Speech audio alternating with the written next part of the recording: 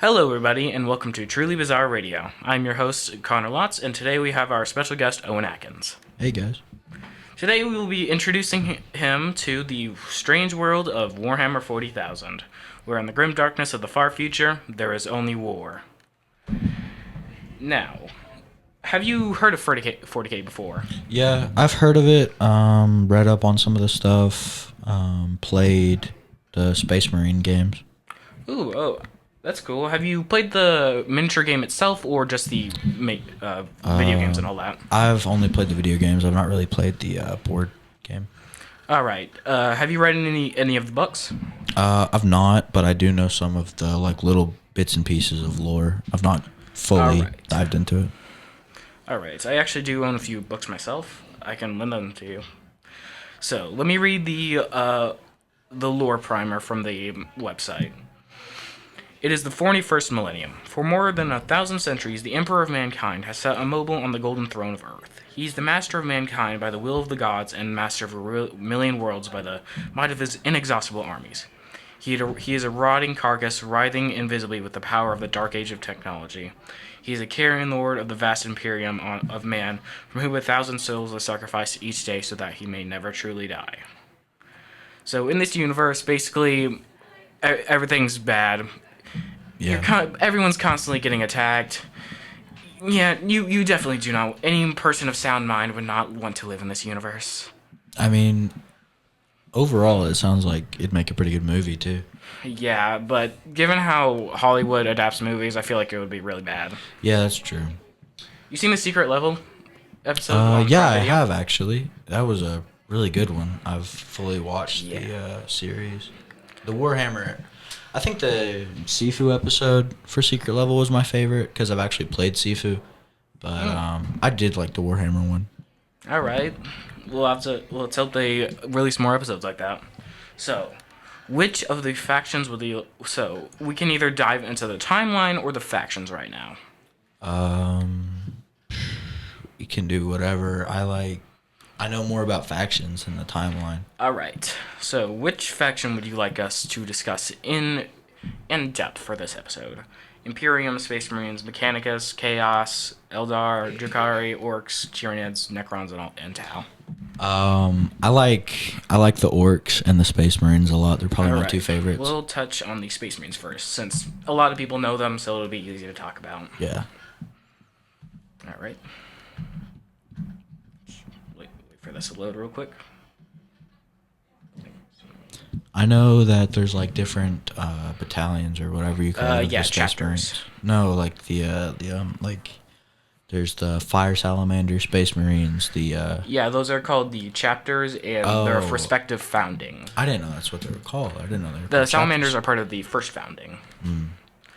I like the whole deal with the Fire Salamanders. The Space Marines, or the Adeptus Astartes, are the foremost defenders of humanity. The greatest of the Emperor's warriors. They are barely human at all, being superhuman, genetically modified, a bunch of oogla boogla. Yeah. They are stronger, faster, smarter, and all that than the average person. They're also much taller and have way better equipment and have a bunch of they also have a bunch of organs implanted in them. How nice. Sounds a lot like the Spartans from Halo. Yeah, they do draw a lot of. I think it was actually Halo that took inspiration from the Space Marines, since 40K has been around since 1970. I'm pretty sure. Wow. So let's talk about this. The Space Marines are actually the successors of what was known as the Thunder Warriors.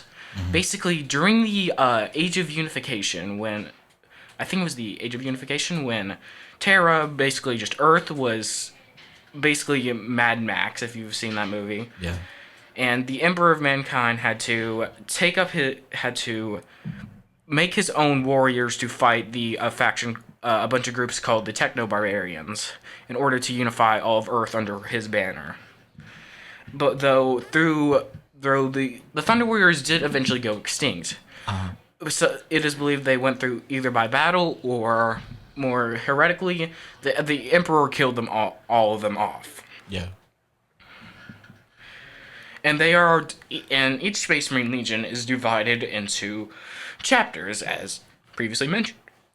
The first founding was started around the, I believe, 30,000 to 200,000th millennium, and during the first days, and there was only first days of the Horus Heresy. No, wait, we don't get that till later.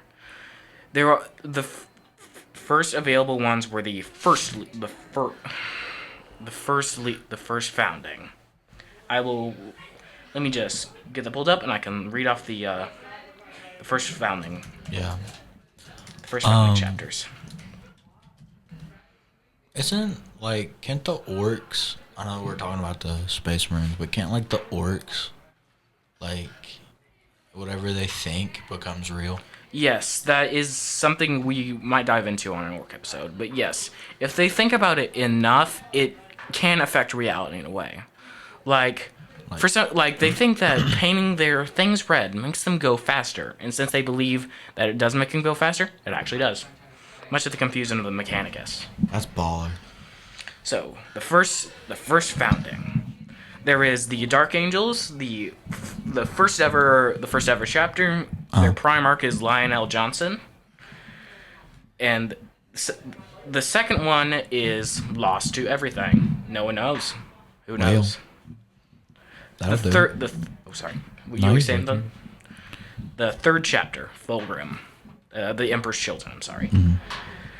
Their Primarch was Fulgrim. They are a traitor legion, meaning they betrayed the Emperor during the Horus Heresy, which we may get to later. Wait. The Fourth Legion, Petrabo, and the Iron Warriors, traitor legion. The Fifth Legion, Jagadai Khan with the White Scars, loyal, basically speed demons.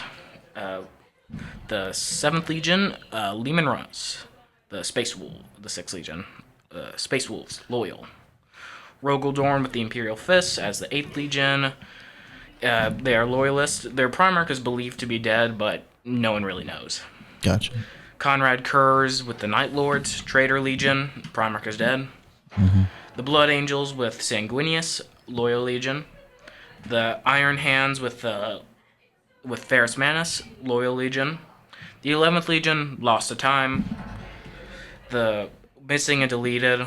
The 13th Legion, I believe, is the World Eater. The 12th Legion is the World Eaters. With their Primarch being Angron. They are a Traitor Legion.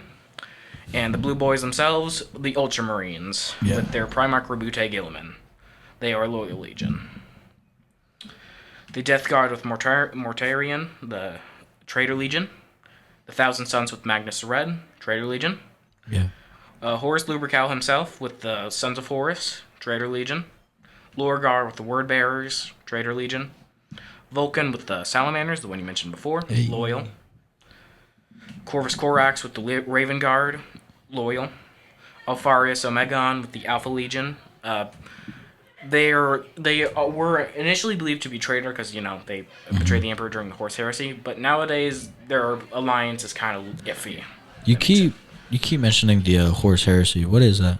Basically, before we get to the Horus Heresy, we'll talk about the Chaos Gods and the Great Crusade. Yeah. So, after the Age of Unification, after all of Terra was united under the Emperor's banner, he genetically engineered 18, 19, 20 sons. Okay. Not exactly clear. Yeah. However, during their infancy, the Chaos Gods said no and scattered them throughout the universe. So the Emperor had to take the Space Marine legions on the Great Crusade and find them all and reclaim a bunch of Earth's lost colonies. They did find them all, or they didn't? They did. They did find them. Horus Lubrical was the first one to be found on the world of Chthoniya. Mm-hmm. And because he was the first found, he was he was one of the most respected, and eventually became the the War Master of all the Space Marine legions. But I feel like that's kind of silly. I feel like the last guy found should be the most respected because he like survived the longest.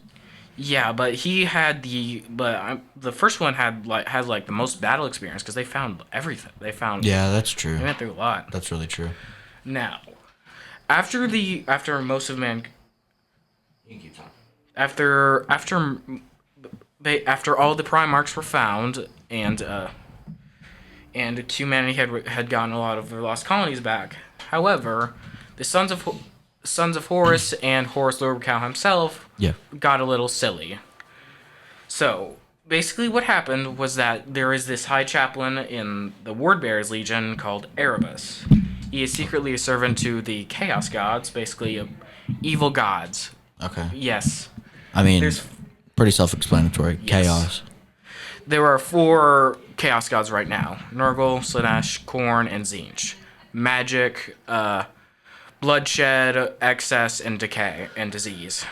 I think I've heard something about the disease guy Nurgle, right? Yes. Yeah. And basically, Horus Lupercal was stabbed by Erebus with a blade, an immensely cursed blade, and it basically he went into a catatonic state for a moment, and he received a bunch of visions from the Chaos Gods, showing like endless wastelands, tattered statues of every Primarch but him, and the Emperor as a corpse on a golden throne. Sounds familiar. Yeah. And the Chaos Gods essentially said to him, "We are not interested in the world, but in the baseline reality. But the Emperor basically, he's a bad dude. He's gonna ruin everything. So kill Emperor. We give you the galaxy. Sound good?" I mean, I'd take it. I'd take the deal. Yeah, but that's the thing. Chaos Gods are massive liars. So, but he didn't know that because the Emperor never taught the Primarchs about the forces of chaos. Well, I mean, that'll do it. That will do it. So eventually, through dark magic and all that oogly and all that magic stuff, Horus was revived, and he was revived, and now influenced by the forces of chaos. So not looking good for humanity. Yeah, and he leads the heretic. Yes. Yeah. So he starts. So throughout, under the loyalist eye, he starts conspiring with a lot of the legions, like the traitor legions, the world eaters, Emperor's children, all that, and they agree to Horus's rebellion. But first, they had to root out the loyal subjects in their legions, as many of them were still loyal to the Emperor. Gotcha. So began the East of On 3 massacre, the atrocity of East of On 3, as sometimes it's been called. And basically on that planet, the traitor legions basically said, "Hey, something big's going on down there. We need you all into this planet." And after the loyal parts of their legions went down onto the East of On, they went, "Wait, there's nothing here." And then surprise, virus bomb. Well, I mean, Though the loyalists were able to hold out for a good while, but they did eventually die out during the heresy. But there was a specific few loyalists that managed to escape and make it to Terra, where they said, "Holy crap! Everyone, they betrayed the Emperor. Everyone, we're all done for." And you're just scared, like, or yeah, they never would have expected it because Yeah. Horus was like the most praised dude. yeah, So praised, in fact, that when they first heard the news, they went, "Wait, why are you saying that like that? You're dishonoring him. Kill yourself now." oh, all right. I mean, okay. And it was then that and after the East of On 3 massacre, there was a then a fleet that was composed. There was three loyal legions: the Iron Hands, the Salamanders, and the Raven Guard that were sent out on a fleet in a joint fleet to confront Horus, which then led to the Drop Site Massacre, Oh. where they only knew that the Sons of Horus had betrayed the Emperor, but they didn't know the other ones did. So they went down onto Isstvan 5. And then they got bamboozled, and whoopsie, all these other legions you thought were loyal, they're also traitor. So now you're all gonna die. How great! That doesn't sound very fun. It was an utter devastation for the three legions, and they didn't recover until after the heresy. The Primarch of the Iron Hands, Ferrus Manus, was also killed by Fulgrim, the Primarch of the Emperor's children. That's crazy work. That's like, I didn't know the lore was actually this deep. I just thought it was more. This is the culmination of over 50 years of writing. Be prepared. It sounds pretty interesting. We are scratching the very top of the barrel. We are at the very tip of the iceberg. But unfortunately, we are out of time, so we will have to resume our talk on the heresy next time. So be prepared for that next episode. Thank you for having me on, Connor. No problem. I'll probably have you on next time. Alrighty. Thank you all for listening to Truly Bizarre Radio. See you next time. See you.